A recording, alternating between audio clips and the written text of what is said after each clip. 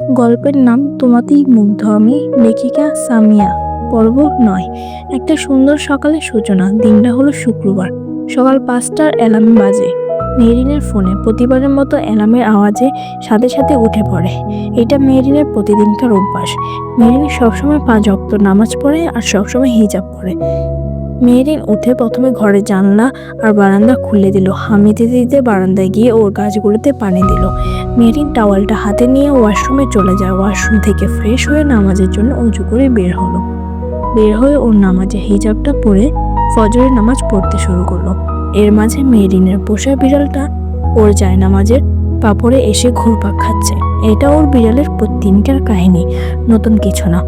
তারপর মোনাজাত শেষে মেহরিনের বিড়ালটাকে কোলে তুলে নিল আর বলল, মেহরিন, কিরে মোমো, তোর প্রতিদিন আমার নামাজের সময় বিরক্ত করতে হবে? হ্যাঁ। এটা বলতে না বলতে মোমো মেহরিনের গালে আদর করে দিল। তারপর মেহরিন মোমোকে কোলে থেকে নামিয়ে মেহরিন নিচে গিয়ে নিজের জন্য 1 কাপ চা বানিয়ে আবার উপরে আসলো। রুমে এসে চায়ের কাপটা টেবিলে রেখে পড়তে বসলো। মেহরিন সবসময় সকালে একটু করে পড়তে বসে, কারণ সকালের পড়া মনে থাকে বেশি। চায়ের কাপে চুমুক দিতে দিতে পড়তেছিল মেহরিন। তার মাঝে মোমো লেজ লাড়তে লাড়তে মেহরিনের কোলে লাফ দিয়ে উঠে বসলো। মেহরিন মোমোকে বলল, মেহরিন, কি হয়েছে আমার জান বাচ্চা? খিদে লেগেছে?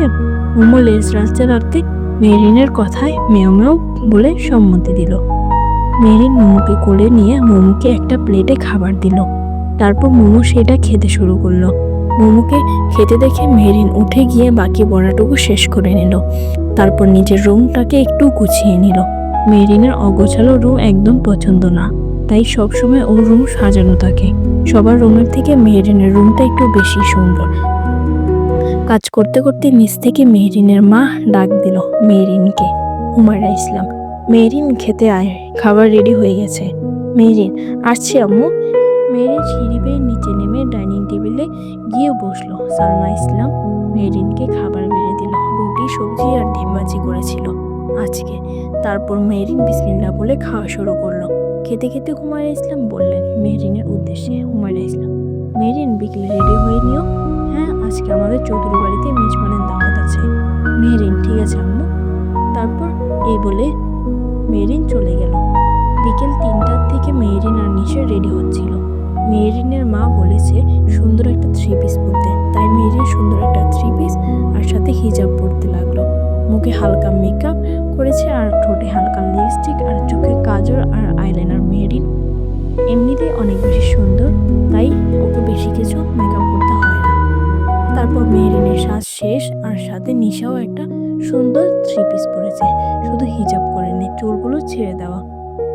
মেহরিন নিশার উদ্দেশ্যে বলল, মেহরিন, কিরে, তোর হলো আর কতক্ষণ লাগাবি তুই? নিশা, এই তো আপু, হয়ে গেছে। এর মধ্যে মেহরিনের ভাই ফাহিম এসে বলতে লাগলো, ফাহিম, কিরে বোনু, তোদের এখন হয়নি? নিচে চৌধুরী বাড়ি থেকে গাড়ি এসেছে, দাঁড়িয়ে আছে আমাদের জন্য। মেহরিন ভাইয়ের উদ্দেশ্যে বলল, মেহরিন, ভাইয়া, আমি তো রেডি হয়ে বসে আছি 1 ঘন্টা। নিশার তো শেষ হচ্ছে না, আমার কি দোষ বলো? নিশা, এই তো হয়ে গেছে, চলো চলো আপু। ফাইন, আয় তাড়াতাড়ি। এই বলে 3জন নিচে নেমেই আসে। আজকে মেহরিনকে অনেক বেশি সুন্দর লাগছিল। তারপর সবাই গাড়িতে উঠে বসে। মেহরিনের বাড়ি থেকে এত বেশি দূরে না চৌধুরী বাড়ি, তাই আসতে বেশি সময় লাগলো না। গাড়ি চলে আসতেই সবাই একে একে গাড়ি থেকে নামলো। মেহরিন চৌধুরী বাড়ির নাম শুনলেও এই প্রথম চৌধুরী বাড়িতে এসেছে। এর আগে কখনো এই বাড়িতে আসেনি। মেহরিন বাড়িটা ভালো করে পরখ করে দেখতে লাগলো। মেহরিন, খুব সুন্দর আর রাজকীয় বাড়িটা। তারপর ফাহিম বলল, ফাহিম, বোনো, ভিতরে চল। ফাহিমের কথায় মেহরিন ফাহিমের সাথে ভিতরে প্রবেশ করলো। ভিতর প্রবেশ করতেই আশপাশটা দেখলো একবার। তারপর হঠাৎ রায়হানের সাথে চোখাচোখি হলো মেহরিনের। মেহরিন চোখ নামিয়ে নিল রায়হানের দিক থেকে। তারপর রায়হানও তখনই চোখ নামিয়ে নিল। রায়হান মেহরিনের সামনে এসে বলল, রায়হান হাতটা এগিয়ে দিয়ে বলল, ওয়েলকাম মিস মেহরিন, পরবর্তী পর্ব খুব শীঘ্রই আসবে।